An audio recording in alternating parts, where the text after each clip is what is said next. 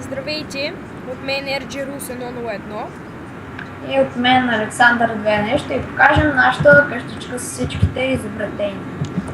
Сега той ще започне с нашата кола, която той е направил, затова той ще ви представи. Тук са вратичките. Влизаме вътре, тук си имаме и седалчици да се седнем. Отпред сме сложили масички, които би трябвало да демонстрират кормило. Няма как по-добре да се направи. Може би след някой апдейт ще вкарат и коли. Тук има нещо като фарове, което са направени с рамка и с жълта вълна. В нея. Доста оригинално. Това е кладенеца ни, който е направен благодарение на мързела на Александър 2, защото той все постоянно го мързи и решил да направи безкрайен водоизточник, за да не ходи да се разкарва. И също ме мързеше да взема Cobblestone и затова сложих Iron. Това имах в мен.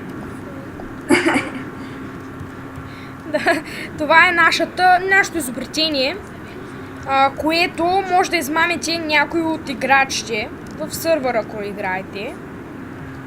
Тук вижте, тук се движи по-бързо някой, докато вижте тук колко бавно се движи.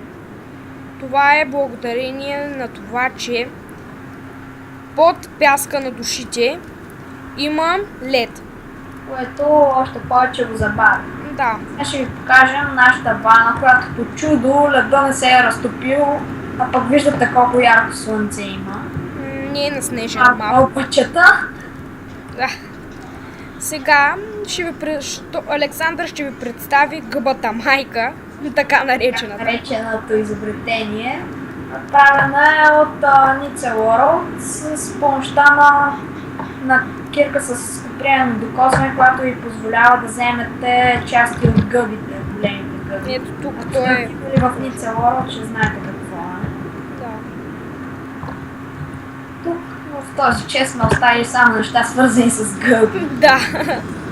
Сега ще ви покажем нашата градинка. Която аз я направих автоматично. Да. Ще ви демонстрирам кратко. Пускате водата и от водата всичко се изкопава с една. Да.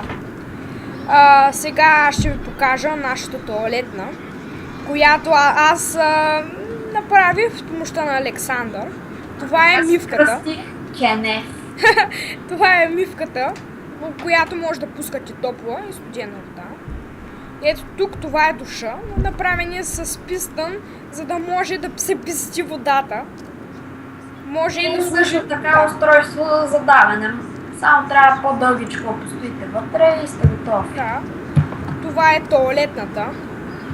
Ето вършите онази работа.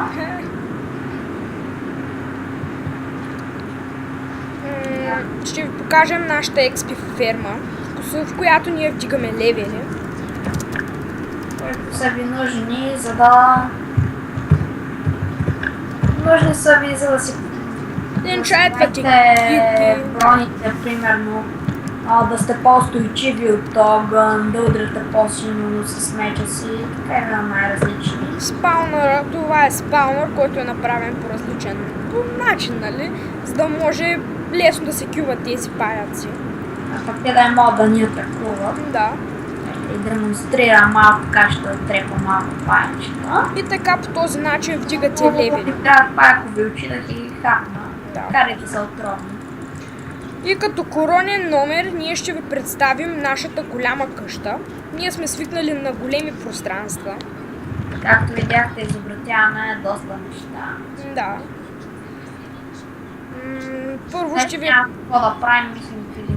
Първо ще ви покажем на външен вид. Ето това е тя. Направена е от изписан пясъчен камък. Който аз платих по 2 диаманта за един стак пясък. Да. Пясък, не изписан пясък. Това е като ледена парзалка направено. Тук са сложени... Да. Много се е разтопила. Тук са сложени саксийки за по-красиво. Това е спалнята. Тук това е хладилника, но поради причината, че Александър нали, слагал е този лед. Може лед и вратата се щупи. Да. И го мързи да я сложи. Както забелязахте, имаме доста лампи, защото RJ има проблем с осветлението, не може да издържа напълно. Това е... наказание за него. Това е нещо като като градина за тръстики и за брадавци, от които може да се направите много отвари. Да. Всякакви отвари с тях може да направите и с други състави. Това е кошата за куклук. го кажа в някой друг епизод. Сега ще завършваме нашето филмче за нашата къща и нашия живот. Довиждане.